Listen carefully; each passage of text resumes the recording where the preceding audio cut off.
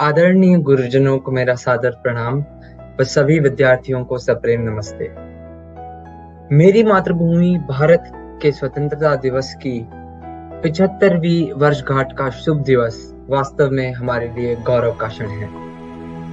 यह दिन उस ऐतिहासिक दिन को चिन्हित करता है जब 74 साल पहले हमें स्वतंत्रता मिली थी। इस स्वतंत्रता के पीछे दशकों का बलिदान और संघर्ष है। आजादी के इस अवसर पर जहां हम देश के प्रगति के नए नए आयामों के बारे में चर्चा कर रहे हैं, वही हमें गुलामी के उस मंजर को नहीं भूलना चाहिए जहां हमारे महान स्वतंत्रता सेनानियों ने आजादी के लिए अपनी जान तक कुर्बान कर दी। आज भी उन महान लोगों को याद कर हमारी आंखें नम हो जाती हैं। इस दुनिया के स्वतंत्र, काफी सम्मानित और प्रगतिशील राष्ट्र है। हम प्रौद्योगिकी, सैन्य, कला और वास्तुकला में उन्नत हैं। हमारे पास एक उन्नत कृषि प्रणाली है। हम कई संसाधनों में आत्मनिर्भर हैं। हम राजनीतिक रूप से शक्तिशाली, आर्थिक रूप से मजबूत और सैन्य रूप से उन्नत हैं।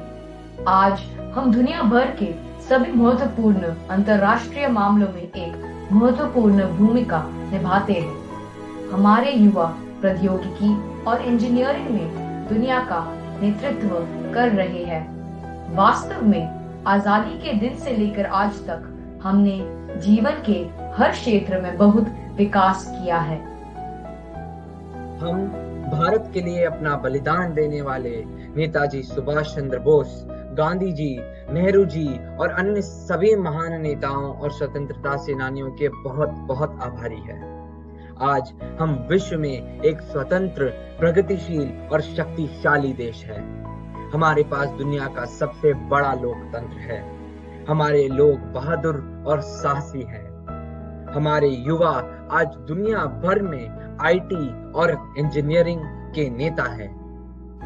हमने विज्ञान, खगोल विज्ञान, कृषि, चिकित्सा, कला और वास्तुकला में सभी क्षेत्रों में प्रगति की है। मेरा मानना है कि सही राह पकड़कर प्रकृति के साथ सामंजस्य पर आधारित जीवन शैली को अपनाने का अवसर मानवता के सामने अभी भी मौजूद है।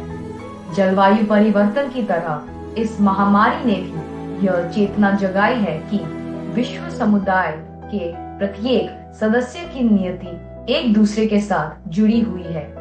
यह बदलाव जितना अधिक व्यापक होगा, मानवता का उतना ही अधिक भला होगा।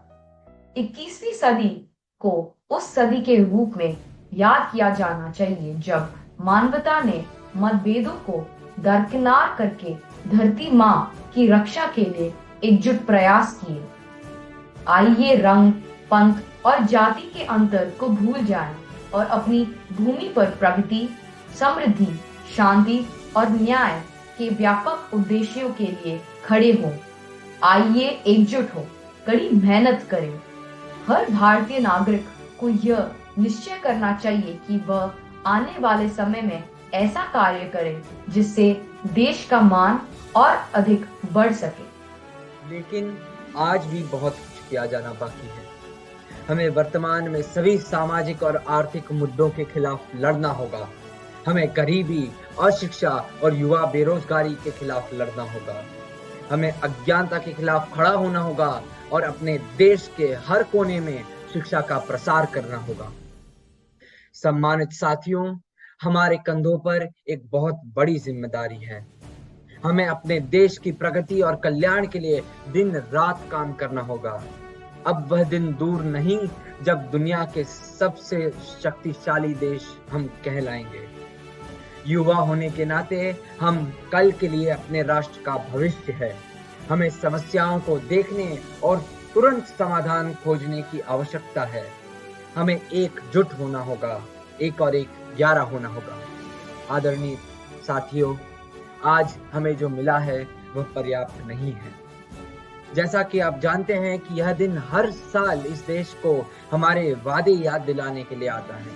अभी भी बहुत सी ऐसी समस्याएं हैं, बहुत सी ऐसे मुद्दे हैं जिनका हमें हल जल्द से जल्द ढूंढना होगा। इस दिन हमें अपनी भूमि के साथ एक वादा करना होगा कि हम हर स्थिति में अपनी भूमि के सम्मान और अखंडता की रक्षा करेंगे। हम हर क्षेत्र में सफलता लाने की कड़ी मेहनत करेंगे। हमें सभी देशों के बीच भारत को मजबूत और शक्तिशाली बनाना है। हमारे लक्ष्यों के लिए एकजुट हो और कड़ी मेहनत करें। अभी भी बहुत कुछ किया जाना बाकी है। जल्द ही एकता के साथ हम निश्चित रूप से अपने लक्ष्यों को प्राप्त करेंगे। एक बार फिर आप सबको 75वें स्वाधीनता दिवस की बधाई देते हुए आप सभी के अच्छे स्वास्थ्य एवं सुंदर भविष्य की कामना करती हूँ। धन्यवाद।